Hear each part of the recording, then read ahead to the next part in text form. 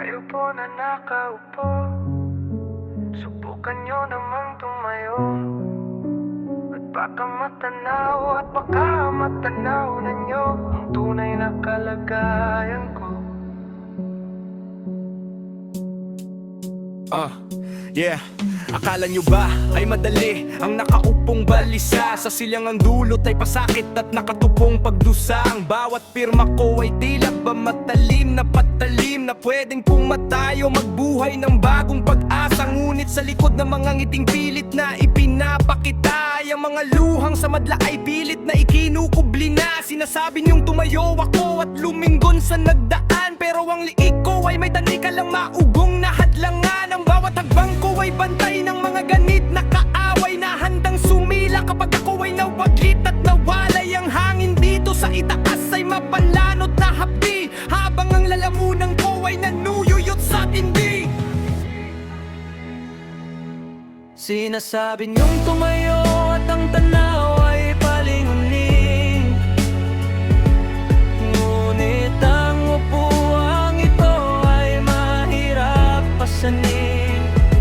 Hindi ito trono ng hari na ganap na malaya, kundi isang gapos na salago ng mabigat na tangikala.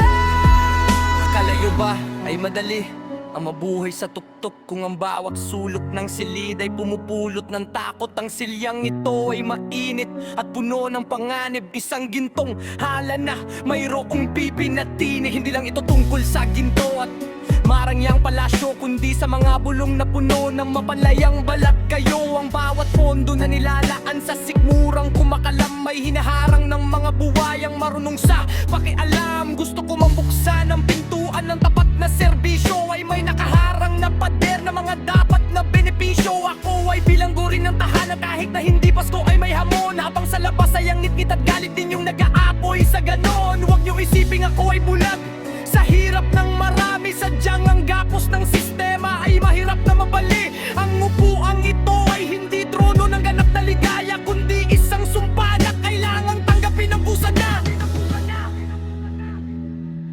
Sinasabihan niyo akong magising at idilat ang paningin, ngunit ang mga nakapaligid ay pilit na papadilimin ang katotohanan ng inyong sigaw.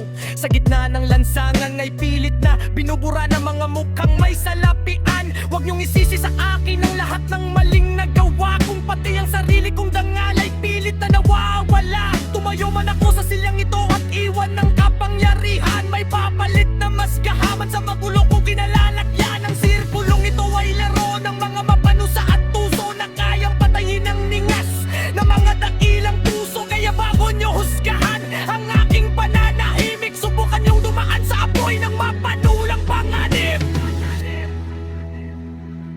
Subukan nyo ring tumayo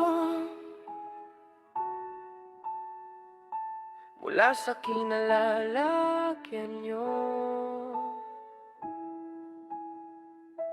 Baka sakaling makita nyo na ang upuan ay may sumpa rin para sa katulad ko. Subukan nyo ring